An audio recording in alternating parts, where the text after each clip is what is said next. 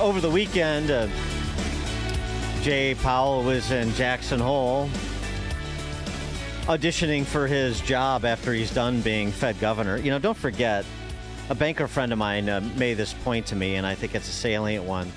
Don't forget in terms of whether or not Powell will, act in furtherance of some of the short-term policies that politicians, including Trump, wanted, just like he did the previous administration.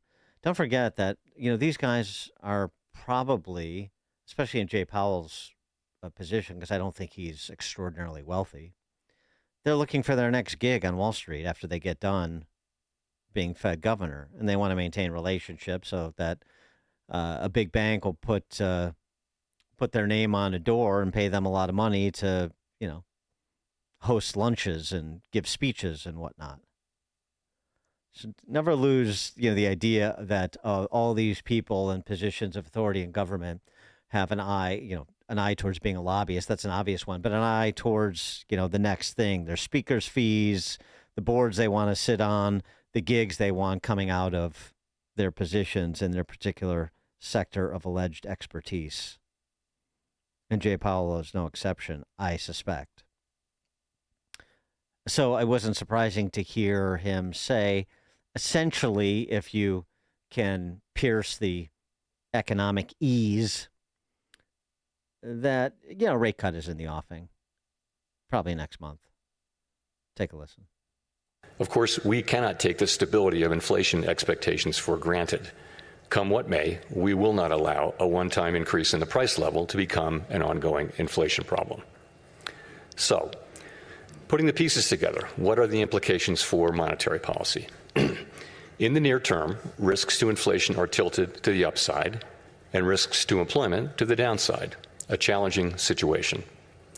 When our goals are in tension like this, our framework calls for us to balance both sides of our dual mandate. Our policy rate is now 100 basis points closer to neutral than it was a year ago, and the stability of the unemployment rate and other labor market measures allows us to proceed carefully as we consider changes to our policy stance. Nonetheless, with policy in restrictive territory, the baseline outlook and the shifting balance of risks may warrant adjusting our policy stance. May warrant adjusting our policy stance. That means a rate cut, if I could translate it for you. For more on this and other matters, economic, Alex Pollock joins us, senior fellow at the Mises Institute. He served as the principal deputy director of the Office of Financial Research in the Treasury Department as well. Alex, thanks for joining us. Appreciate it. Great to be with you, Dan. Thanks for having me. Did I have that translation right, that he's adjustments in our policy stance may be considered? That's sort of telegraphing a rate cut? It sounds like it. The stock market certainly thought so with the big rally it had immediately upon hearing it.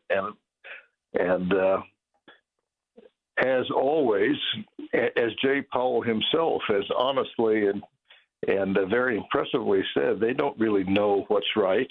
He's got himself all hedged around with maybe this, maybe that, because they really don't know and moreover can't know. But that was set up for a rate cut. You'd have to say all the careful hedged language notwithstanding, and as we say, it's certainly how the financial markets took it. The underlying problem is that we set up this idea that somehow there's going to be a committee in Washington, that there's going to be a national price-fixing committee, which is ridiculous on the face of it, for interest rates, and they're somehow going to know what the right interest rate is. Well, they don't know, and they can't know. All they can do is guess like the rest of us. And as you say, the Fed is always embedded in a matrix of politics. That had to be the case and always has been the case, and that's part of what they have to navigate. And they are part of the government and in the government, and we shouldn't expect anything other than that, and we should not expect them to be some kind of omniscient over the fray godlike entity looking down on things with objective truth. Nothing could be further from the truth than that. Yeah, right. They're right above, yes, above the fray. These are just, policy wonks. These are the soothsayers and the mystics that we go to on the Mount. The philosopher king, as they feature themselves. They are not that, and they can't be that, and nobody can be that. And we ought to be realistic about that. The great economist, philosopher Friedrich Hayek, Nobel Prize winner in economics, talked about the pretense of knowledge that central banks display, and that's what we always see: a pretense of knowledge that's not really there. But one of the things, the fatal conceit, if you will, yes. Fatal conceit, that's his other great phrase. Yeah, a truly deep and wonderful thinker, Hayek. The fatal conceit, the pretense of knowledge. I always, I wrote a little piece a few years ago called "Pity the Poor Members of the Federal Open Market Committee."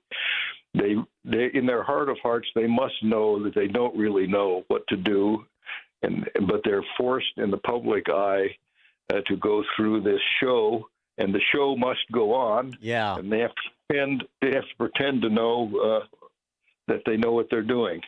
And so a 25 basis point rate cut next month will keep the plate spinning and everybody content. So that there's there's short term a short term calming impact, even if in the medium or the long term everybody's going to go over the cliff together. Could be, and we don't know that, but there always risks. We do know that you want the central bank in a better world to always be trying to guard the purchasing value of the currency, and they always have a tremendous political temptation to go along with an inflationist policy. And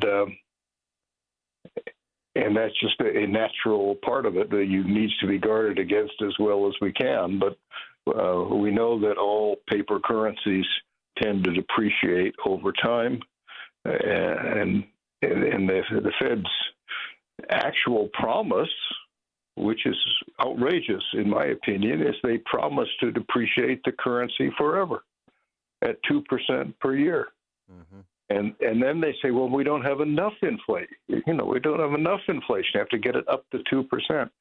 A much better policy would be that of the Swiss central bank, which I think Switzerland has among all the fiat currencies, the best fiat currency in the world. Of course, it's a small country, but in a better shape. And their target is maximum 2%. That's a ceiling, and you can be someplace presumably on their scale underneath that, and you would like to be. So how we got ourselves into promising to have inflation forever is a fascinating story in and of itself. But the Fed didn't even, in this great review they had of their so-called framework or their fundamental theory, as Powell also said in this speech, in addition to dangling this decrease in short-term rates in front of the market, which the market loved on a short-term basis, said they didn't even consider their commitment to 2% inflation forever, which seems to me the really responsible thing would have been to take another look at that and say, can that make sense? In my opinion, it doesn't. On the sort of political melodrama front, the effort by President Trump to dismiss Fed Governor Lisa Cook, a Biden appointee, over a criminal referral that has been made against her for mortgage fraud, which basically, by the way, I mean, what Pulte had to say about what she did and the evidence they apparently have as the basis of this criminal referral, it does sound fairly problematic for her. But now we're going to get into whether or not this constitutes termination for cause, which is within the president's purview, but you can't terminate for policy disagreements. And this, I'm sure this will be before a federal judge before we know it. But anyway, The back and forth about terminating this particular governor, about trying to clip Jay Powell before his term is up next year. Your reaction to that? My reaction to that is that the constitutional framework for the Federal Reserve is very clear. The Federal Reserve does not report to the president, should never report to the president, but it also should not be independent. That's ridiculous. You can't have a piece of the government that's an autonomous piece running all around. Mm-hmm. The boss of the Fed is the Congress. The Congress has the monetary policy. Now, the underlying sense for that is this, that the executive, which includes the Treasury, but has two key parts in the executive, the war and financing, the Department of Defense and the Department of the Treasury, the two biggest functions. Anyway, the Treasury is the borrower. The Treasury always wants to be able to borrow more money to carry out the programs of the president and give supporters money and make people happy. Well, the Fed is the lender. It's a bank. You can't have, just in fundamental logic, you can't have the lender reporting to the borrower. Let's think about that. Yeah. That's silly. The lender has to report to the Congress as a matter of fundamental checks and balances of our constitutional scheme. So it would be nice if we could get that straight. But of course, it's natural, and it's a theme frequent in American history. Of course, the president wants to run the Fed. You don't get to be president if you don't have a strong will to power. So they want to include the Fed in that, but they shouldn't be allowed to. As far as Lisa Cook, I don't know what the facts are, but one could argue if it be true that she claimed two different places as principal residences at the same time, which can't be. I would say that would be a reason why one might wish to resign if you got caught doing that. But I don't think I don't think it should be made a part of a presidential running of the Fed because, as I said, the Fed should be run by the Congress. Alex Pollock, Senior Fellow at the Mises Institute, served as the Principal Deputy Director of the Office of Financial Research in the Treasury Department as well. Alex, thanks again for joining us. Appreciate it. Dan, it's always a pleasure. All the best. You too. And Alex Pollock joined us on the Turnkey.Pro answer line. Before you see it on TV, share it on Facebook, or read about it in the paper. Hear it here first. This is Chicago's Morning Answer on AM 560. The Answer. The IRS finally caught up with Louie. I hadn't paid my taxes in 8 years. I owe the IRS a lot of money. Louie was in deep trouble. We're going to take your house, put a lien on your bank account, garnish your pay. They don't care. They're going to take your paycheck. Louie found out about Optima Tax Relief, the leading tax resolution firm. A+ rated by the Better Business Bureau, they've resolved over $1 billion for their clients. Optima Tax, they help me. They calm me down. They made me feel